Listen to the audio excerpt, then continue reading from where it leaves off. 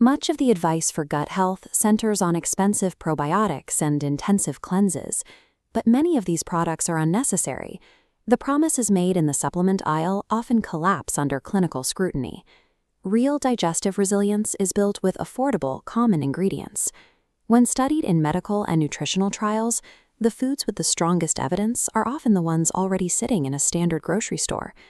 The key is to stop viewing the gut as a system that needs to be cleaned. Biologically, it is a living ecosystem that must be managed and maintained through specific nutritional stages. This maintenance follows a specific sequence. We begin by introducing beneficial microbial species, providing the precise fuels required to keep them active, and finally using specific foods to manage the system's mechanical regularity. Managing these biological phases systematically is the most reliable way to improve gut health without the high costs of detox marketing. The first objective is to establish a diverse community of living microbes within the digestive tract.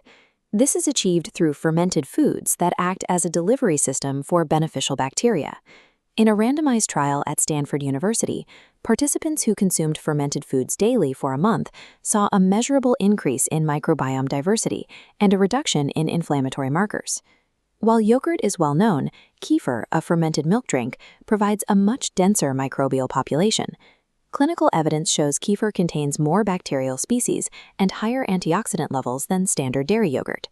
Commercial brands often add significant amounts of sugar to Kefir to make it more palatable. For the best results, look for versions without added sugar, as high sugar intake can interfere with the intended benefits. Kombucha is another popular choice. While it lacks the evidence to support claims that it cures major diseases, it is an effective probiotic and a useful replacement for sugary sodas. However, populating the gut with these microbes is only half the battle. If they aren't provided with the correct sustenance once they arrive, they cannot survive. To sustain these microbes, we need prebiotics, the specific type of fiber your microbiome uses as fuel. One essential source is viscous fiber, found in staples like oats and berries. This fiber forms a gel-like substance in the gut that nourishes the environment. When microbes break down this fiber, they produce short-chain fatty acids like butyrate. These acids strengthen the intestinal lining and improve blood sugar.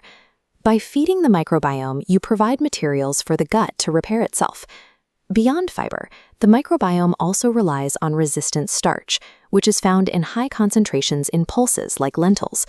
Resistant starch is unique because it resists digestion. It travels through the upper digestive tract almost entirely intact, arriving directly in the colon, where it serves as concentrated fuel for the microbiome.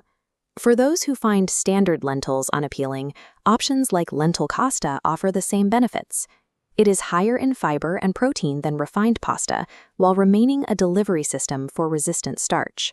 Providing both viscous fiber and resistant starch ensures the microbes you've introduced have the variety of fuel they need to thrive.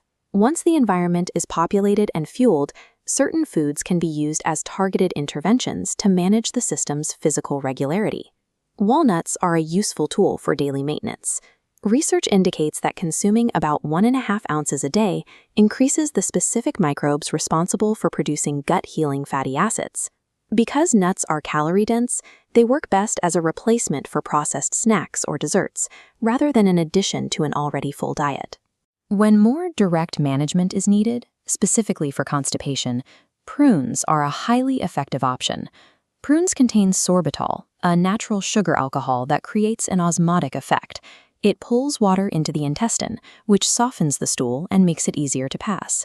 In clinical trials, prunes have been shown to improve stool frequency and consistency as effectively as, or in some cases more than, common supplements like psyllium husk. Gold kiwis offer a similar benefit.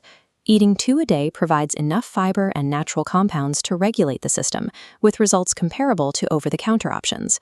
Utilizing these specific foods allows for precise management of digestive symptoms based on the biological needs of the gut. However, introducing large amounts of fiber too quickly can cause discomfort. If the gut is not used to these foods, a sudden influx can lead to significant bloating and gas. The body needs time to adapt to a higher fiber environment.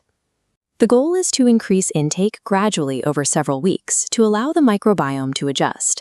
A practical way to start is by adding one fermented food and a small serving of a fiber-rich food, such as oats, to your daily routine. Successful gut health depends on the long-term consistency of the environment you provide. The microbiome shifts based on sustained dietary habits.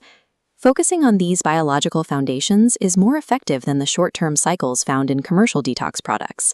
You don't need a shelf full of supplements to manage your own gut ecosystem.